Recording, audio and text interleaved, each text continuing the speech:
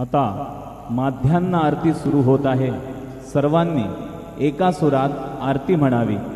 अब माध्यान्ह आरती शुरू हो रही है। आप सभी ने एक सुर में आरती गाइए।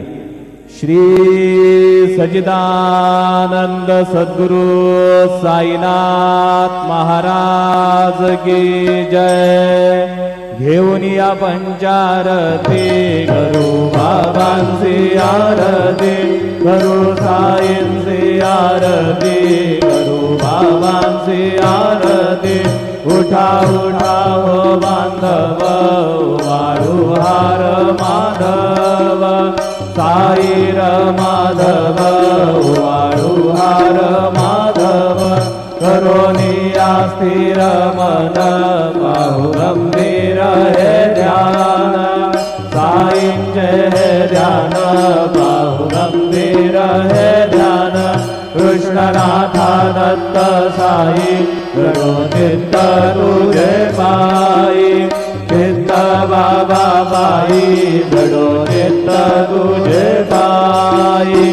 आरती साई बाबा सौख्यदातार देवा, चरण रजातली यावादा साई सावा, भक्ता विसावा।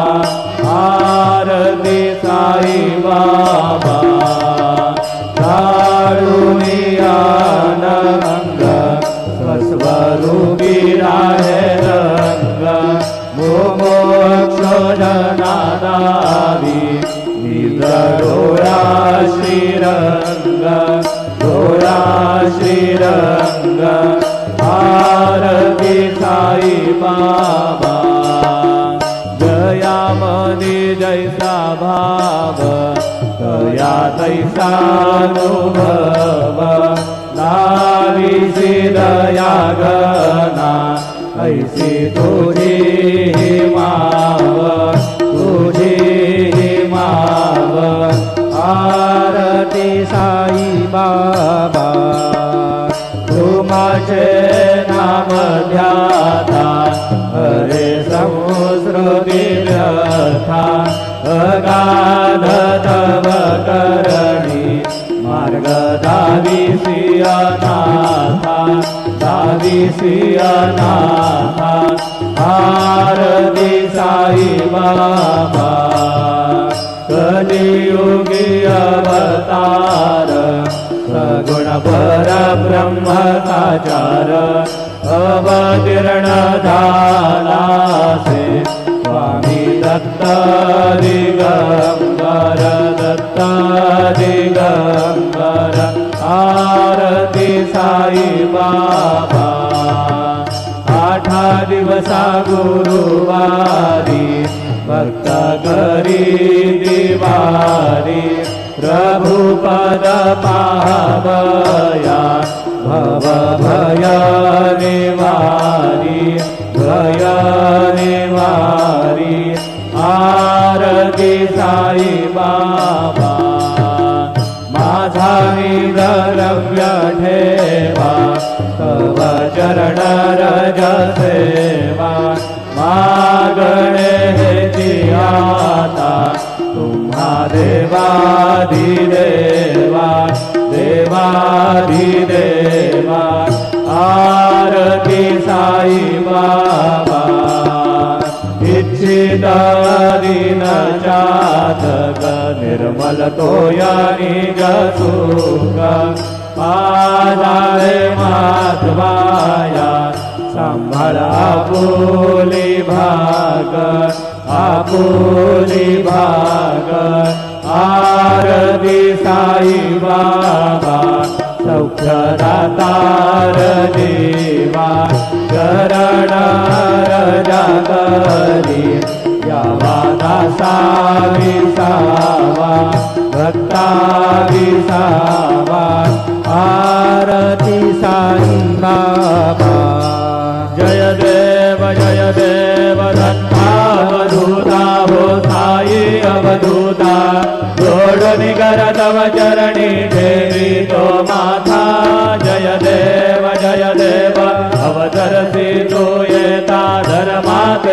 भजनानि नास्तिकान्नाहि तो दाविसि निर्भजने दाविसि नानालीला संख्यरूपान्नि हरसे दीनाञ्जतो सङ्कटनिधरजने जय देव दत्तावधूता हो साई अवधूता घोरनिकर नवचरणी देवी तो माता जय देव यवनस्मरुपि ज्ञादर्शनत्वादिदले संशय निरसुनिया तद्वैतागारविदे गोपी चन्दा मन्दाथाञ्जे उत्तरिले गोविनवंशी जन्मुनिलोकातारियले जय देव दत्तावधूता हो साई अवधूता घोरनिकर नवचरणी देवी तो माता जय देव वेदन तत्वी हिंदो यवनांजागाही दावायासी झाला पुनरविनरदेहि साहसी प्रेमाने तू हिंदो यवनाही दाविसी अत्वत्वाने व्यापक साई जय देव दत्तावधूता हो साई अवधूता घोरनिकर तव चरणी देवी तो माता जय देव देवा साई नाथा सत्तदनत भावे परमाया मोहित गणमोचन धनि भावे वद्रुपये सकलांजे संकट निरसावे देशिल दरिते ध्वजश कृष्णाने गावे जय देव दत्तावधूता हो साई अवधूता घोरनिकर तव चरणी देवी तो माता जय देव शिर्डी माझे पंढरपूर साई बाबा रमावर साई बाबा रमावर शुद्ध भक्ती चंद्रभागा भाव कुंडलिक दागा भाव कुंडलिक दागा याहो अवघेदन करू बाबांसी वंदन साईंसी वंदन करू बाबांसी वंदन रणू म्हणे बाबा साई धाव पाप माझे आई धाव पाप माझे आई गाजेल्लो टांगण मंदिर चरण डोळ्याने पाहिन रूप तुझे प्रेमे अलिंगिन आनंद पूजिन भावे वारिन म्हणे नाम त्वमेव माता च पिता त्वमेव बंधुश्च सखा त्वमेव विद्या द्रविड त्वमेव सर्वं त्वमेव देव कायेन वाचा मनसेन्द्रियैर्वा बुद्ध्यात्मना वा प्रकृति स्वभावं करोमि यद्यत्सकलं परस्मै नारायणायति समर्पयामि दामोदरं वासुदेवमरिं श्रीधरं माधवं गोपिकावल्लभं जानकी नायकं रामचन्द्रं भजे हरे राम राम राम हरे हरे हरे कृष्ण कृष्ण कृष्ण हरे हरे श्री गुरुदेव दत्त हरि ओम यज्ञेन यज्ञमयजन्त देवास्तानि धर्माणि प्रथमान्यासन् एहनागं महिमान सजन्त यत्र पूर्वे साध्यासन्ति देवाः ॐ राजाधिराजाय प्रसय्यसायिने नमो वै श्रवणाय गुरुमहे समे कामान् कामकामाय मह्यं कामेश्वरो वै श्रवणो दधातु कुबेराय वै श्रवणाय महाराजाय नमः ॐ स्वस्ति साम्राज्यं भोज्यं स्वराज्यं वैराज्यं पारमेष्ट्यं राज्यं महाराज्यं जमाधिपत्यमय सबन्धपर्याः ईशात् सार्वभौमः सर्वायुषादादा परार्धात् पृथिव्यै समुद्रपर्यन्ताया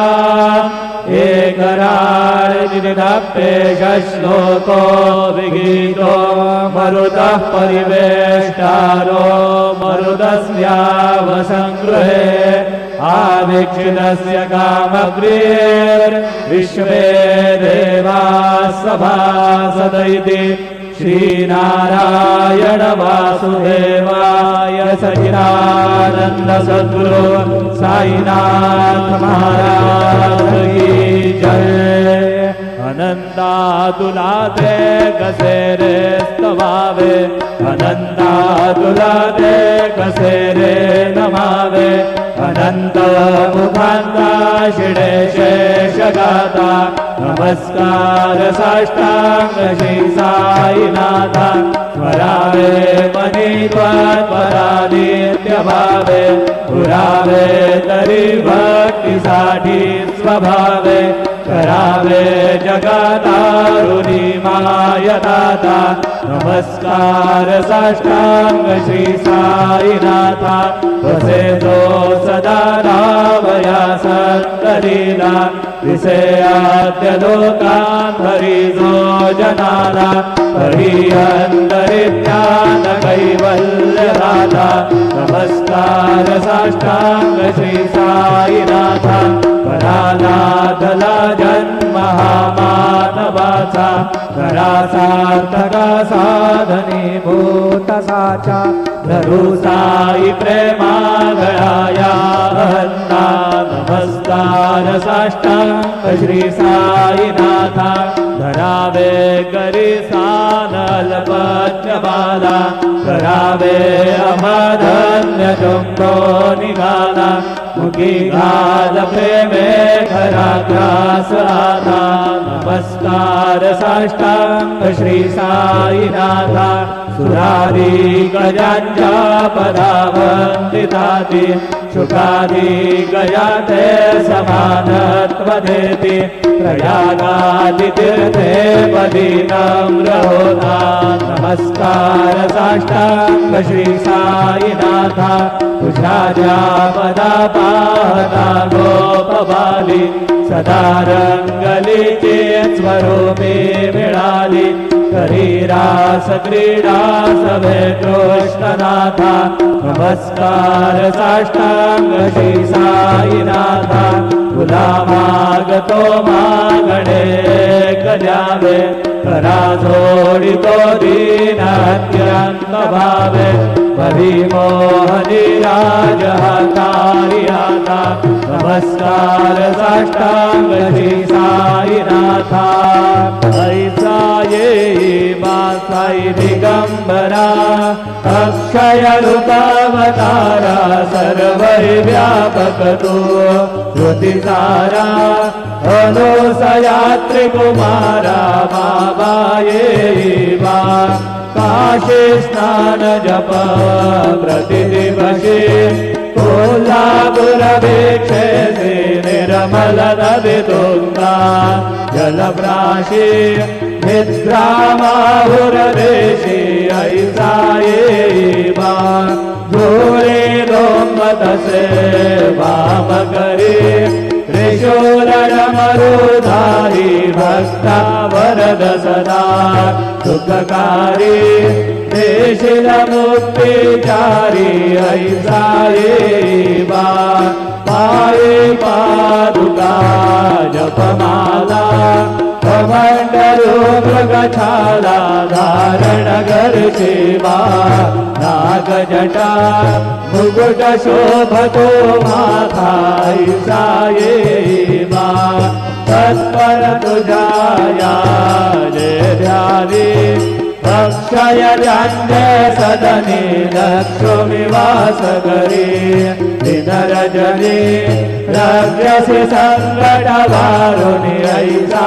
ये बा त्या पर ध्यान तुझे गुरुराया दृश्य सकले नयनाय पूर्णानंद सुखे काया नाविसे हरे गुण गाया ईसाये माताई दिगंबरा अक्षय रूपावतारा सर्वहि व्यापक तू श्रुतिसारा अनुसयात्रि कुमारा बाबा ये सदा सत्स्वरूपं चिदानन्दगन्धं जगत्समवस्थान संहारहेतुं स्वभक्तेच्छयामानुषं दर्शयन्तं नमामीश्वरं सद्गुरुं साईनाथं भवद्वान्तविद्वंसमार्ताण्डमीड्यं मनोभागतीतं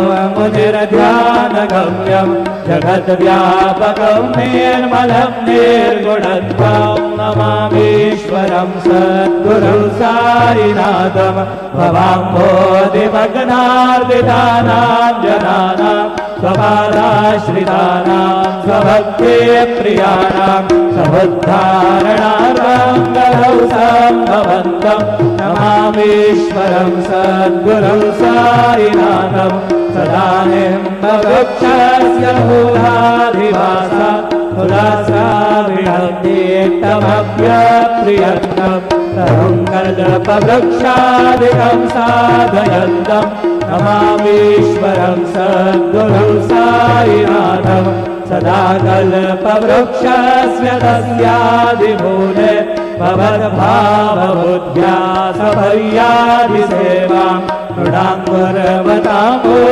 मुक्तिप्रदन्तं नमामीश्वरं सद्गुरुं साईनाथम् अनेकाश्रुतादर्गलीलाविलासै समाविष्कृतेशानभास्वप्रभावम् अहं भावहीनं प्रसन्नात्मभावं नमामीश्वरं सद्गुरुं साईनाथम् सतां विश्रमाराममेवाभिरामं सदा सज्जनैः संस्तुतं सन्नमद्भिः जनामोददं भक्तभद्रप्रदन्तं नमामीश्वरं सद्गुरुं साईनाथम् अजन्माद्यमेकं परब्रह्म साक्षात् स्वयं सम्भवं राममेवावतीर्णं भवद्दर्शनात् सम्भुमितं प्रभोः नमामीश्वरं सद्गुरुं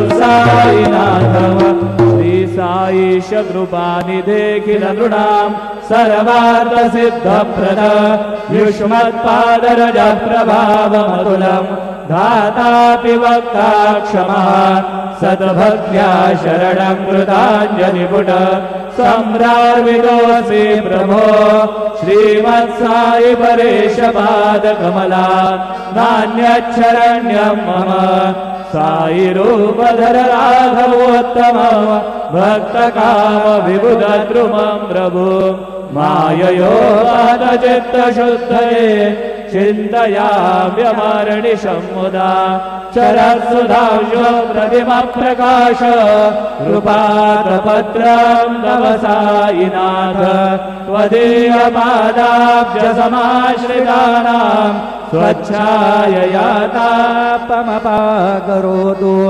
उपासनादयेव साईनाथ स्तवैर्मयोपासनिना स्तुतस्त्वं रमेन्मनोन्मे तव पादयुग्मे भृङ्गो यथाब्जे मकरन्दलुब्धः अनेकजलमार्जितपापसंशयो भवेद्भवत्पादसरोजदर्शनात् क्षमस्व सर्वानपराधभुञ्जकान् प्रसीद साई सद्गुरोदयानिधे श्री साईनाथ चरणामृतपूर्णचित्ता तत्पादसेवनरता सततं च भक्त्या संसारजन्यदुरितोद्धवनिर्गतास्ते कैवल्यधाम परमं समवाप्नुवन्ति स्तोत्रमेतत्पठेद् भक्त्या यो नरस्तन्मनः सदा स सद्गुरु साईनाथस्य कृपापात्रं भवेत् ध्रुवम् करचरणकृतं वा कायजङ्गरमजं वा श्रवणनयनजं वा मानसं वा पराधं विहितमविहितं वा सर्वमेतत्क्षमस्व जय जय करुणाब्धे श्री प्रभो साईनाथ श्री सच्चिदानंद सद्गुरु साईनाथ महाराज की जय।